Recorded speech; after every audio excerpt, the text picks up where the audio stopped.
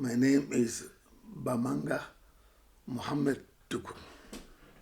What do you do? Well, for the time being, I'm the president of the African Business Roundtable and chairman NEPAD Business Group. And recently, I've been conferred by my president to be ambassador at large for business development. Okay, so why are you at AFIF this year? Because I was invited, because they've been always carrying this kind of forum, and usually get invited by the GED. What significance is this kind of forum to you and all these organizations that you're involved in?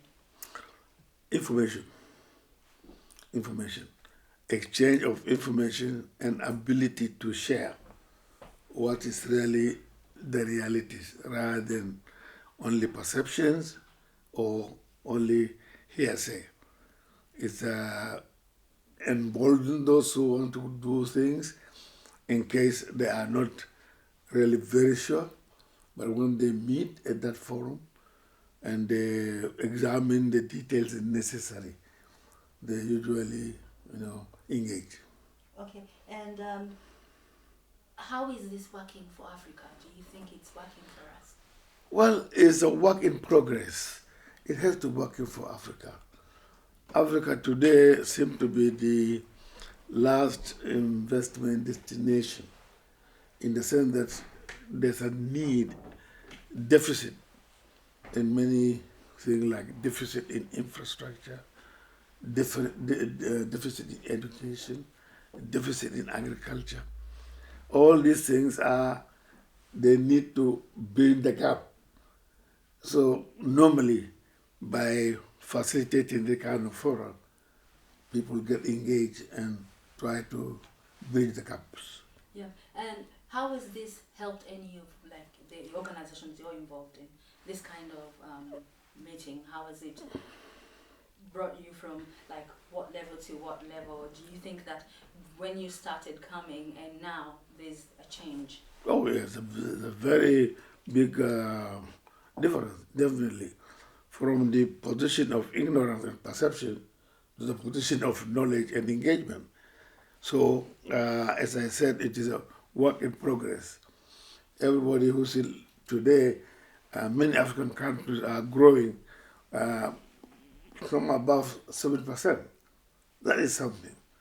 Entrepreneurs in Africa, they are mentioning somebody like Dangote, saying that one of the richest person in Africa is never, before they talk about poverty in Africa, disease in Africa. Now they're talking about entrepreneurs in Africa, investment in Africa. Okay. So why do you think it's now that everybody is talking about Africa? Why now? Yes, as I said again, ability to communicate. Today, you take your handy and put a tweeting and find something. In fact, we are talking to the whole world. So Africa is globally exposed now for people to know and to hear. So I think that was the reason. Mm-hmm. And like you, who are you trying to reach? Because you've got linkages and you've got a business. So what's your target?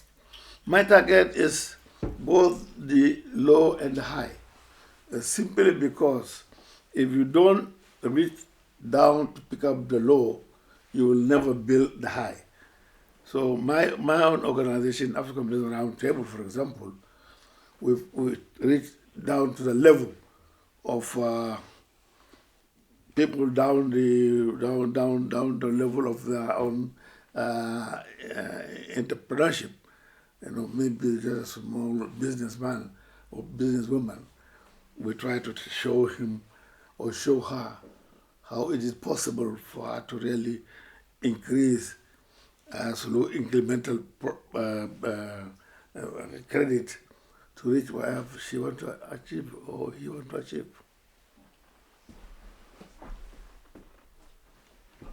Okay.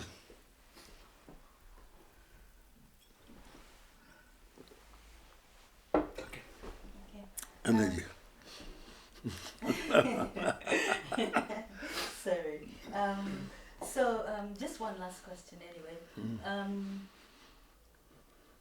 The problem of corruption in Africa is a big one, and the problem with the way we do corruption is in such a way that it harms the economy.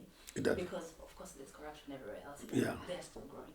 So what do you think our solution is going to be to this issue? Because it's what mainly keeps us behind. Yes, the solution is that people should buy into affairs of getting rid of corruption. You get rid of corruption, first of all, addressing the income possibilities, employment, reaching the area constituency that is mostly vulnerable, young, educated, and poor. That create the